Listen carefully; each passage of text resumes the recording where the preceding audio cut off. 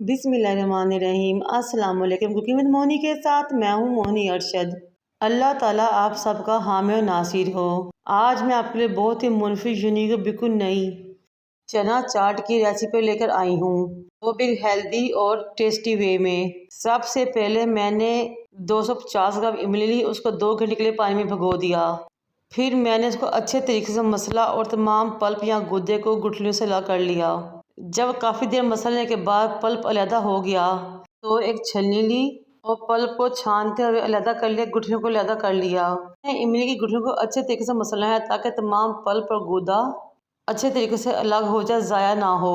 थोड़ा थोड़ा पानी का इस्तेमाल करते हुए हमने पल्प को अच्छे तरीके से छलनी में से निचोड़ लेना है। माशाल्लाह से काफ़ी क्वांटिटी में पल्प हासिल हो गया था। हमने इसमें ज़्यादा पानी नहीं शामिल करना। अब हम इस पल्प के अंदर कुछ इंग्रेडिएंट शामिल करेंगे, बनाएंगे मज़ेदार सी खट्टी मीठी इमली की चटनी।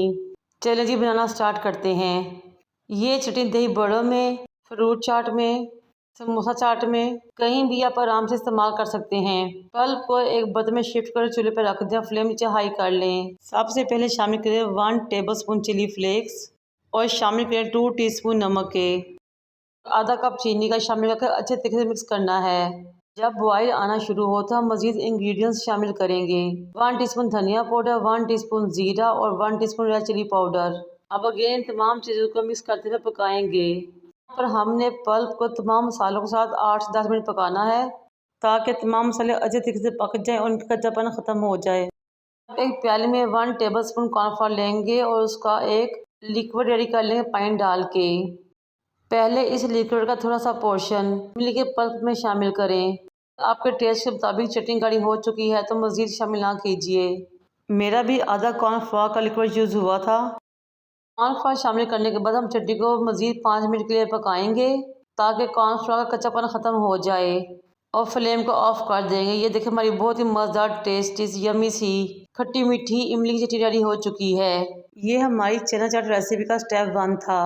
अब चलते हैं स्टेप 2 की तरफ। किसी भी ब्रांड का चाट मसाला लें। मेरे पास शान का चाट मसाला था, उसका 1 टेबलस्पून मैंने ले लिया और एक बोल में शामिल कर लिया।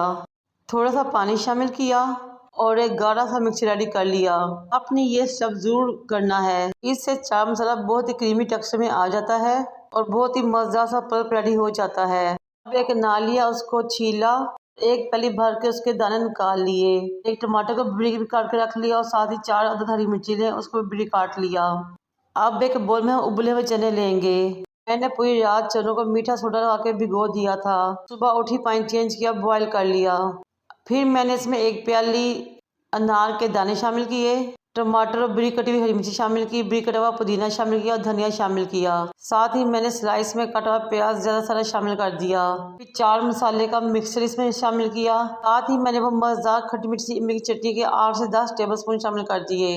अब 4 मसाले में भी नमक था और चटनी में भी नमक था, इसलिए हम बहुत कम नमक इस्तेमाल करेंगे, सिर्फ हाफ टी स्पून। इमली की चटनी को आप अपनी मर्जी से कम या ज़्यादा भी इस्तेमाल कर सकते हैं।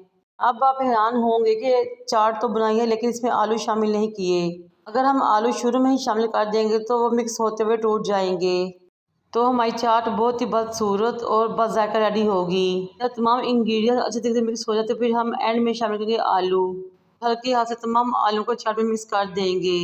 ये लीजिए जब हमारी बहुत ही मज़ेदार टेस्टी चना आलू की चाट रेडी हो चुकी है। वैसे तो इसमें दही का इस्तेमाल नहीं होता, लेकिन अगर आप चाहें और अगर आपको दही पसंद है तो आप इसमें दही का इस्तेमाल भी कर सकते हैं।